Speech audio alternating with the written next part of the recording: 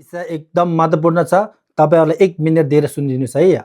किनभने तपाई हामी सबैलाई हाम्रो दैनिक जीवनमा चाहिने कुरा भनेको खुशी र सुख हो। यो सुख र खुशी कहाँ पाउँछ, कसरी पाइन्छ भन्ने बारेमा म आज छोटोमा भन्ने गइरहेको छ। सुनिदिनुहोस्। सम्पूर्णमा नमस्कार, म टसी लामा।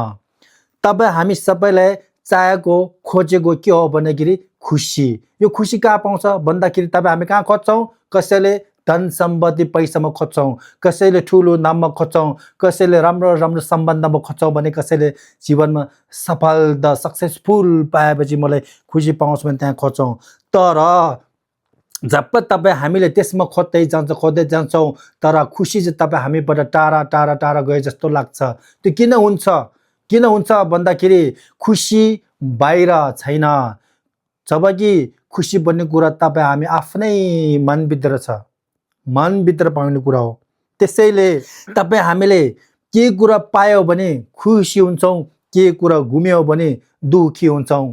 कसैले प्रशंसा गरिदियो भने खुसीले गात हुन्छौ, कसैले निन्दा गरिदियो भने तपाईं भत्किनुहुन्छ, निराश हुनुहुन्छ, रिस उठ्नुहुन्छ। त्यस्तै त हाम्रो दैनिक जीवन जस्तै यस्तै चलिरहेको छ नि त, हो कि हैन भन्नु त?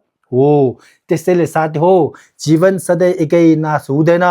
सुख दुःख भन्ने कुरा त आउँछ जान्छ। जस्तै दिनपछि रात आउँछ, रातपछि फेरि उज्यालो आउँछ, हो कि हैन? भगवान बुद्धले पनि भन्नुभएको छ, दुःख बाहिरको कारणले होइन, आफ्नै मनभित्र भएको आसक्ति र तृष्णा र धेरै चाहना भएको कारणले हो भन्नुभएको छ। त्यसैले साथी हो, जीवनमा छ नि सबै कुरा मेरो चाहना अनुसार, मेरो इच्छा अनुसार हुनुपर्छ भन्छ नि, त्यही क्षणबाट तपाईको मन अशान्त हुन्छ र दुःखको सुरुवात हुन्छ। तर जब तपाईमा जे छ जस्तो छ त्यही कुरालाई तपाईले शान्त मन, सन्तुष्ट मनले तपाईले स्वीकार्न सक्यो भने त्यही क्षणबाट तपाईको मन आनन्द, शान्त र खुसी सुरुवात हुन्छ। कुरा बुझ्नुभयो त? त्यसैले तपाई हाम्रो जीवनमा सुख खुशी भन्ने कुरा धेरै ठुलो कुरा होइन। तपाईको मन शान्त भएको, तपाईको हृदय सन्तुष्ट भएको, तपाईको जीवन सशक्त भयो भने यही नै हो सुख, यही नै हो खुसी।